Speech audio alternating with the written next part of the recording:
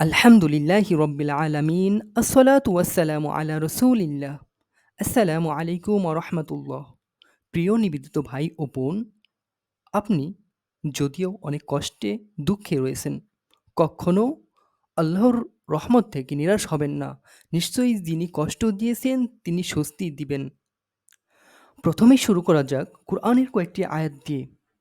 তোমরা হয়তো কোনো কিছু অপছন্দ করতে পারো, যদিও তা তোমার জন্য ভালো, অথবা কোনো কিছু পছন্দ করতে পারো, যদিও তা তোমার জন্য খারাপ। আল কোরআন অধ্যায় ২ অনুচ্ছেদ ২১৬। আল্লাহ কোনো জাতির অবস্থা পরিবর্তন করেন না যতক্ষণ না তারা নিজেদের মধ্যে যা আছে তা পরিবর্তন করে নেয়। আল কোরআন অধ্যায় ১৩ অনুচ্ছেদ ১১। মানুষ কি মনে করে যে আমরা ঈমান এনেছি বলার পর তাদের পরীক্ষা না করেই ছেড়ে দেওয়া হবে?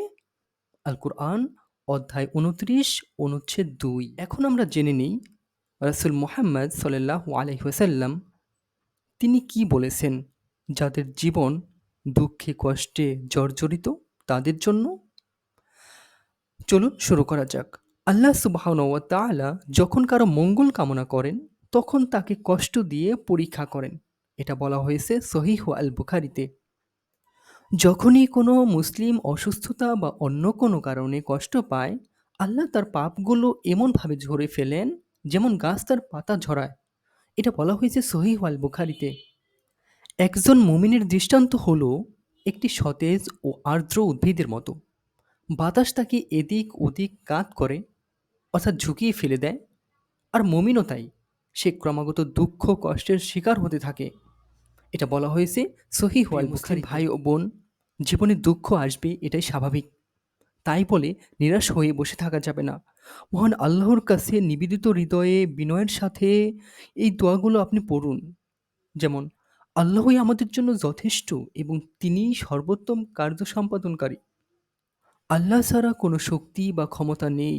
হে আল্লাহ, আপনি আমাদেরকে সাহায্য করুন, আমাদেরকে ক্ষমা করুন, আমাদের এই দুঃখ কষ্ট থেকে মুক্তি দান করুন। হে আমার পালনকর্তা, আপনি আমাকে যা উত্তম কিছু দান করেন, আমার তারই প্রয়োজন। তুমি ব্যতীত অন্য কোনো উপাস্য নেই। তুমি মহিমান্বিত, নিশ্চয়ই আমি অন্যায়কারীদের অন্তর্ভুক্ত।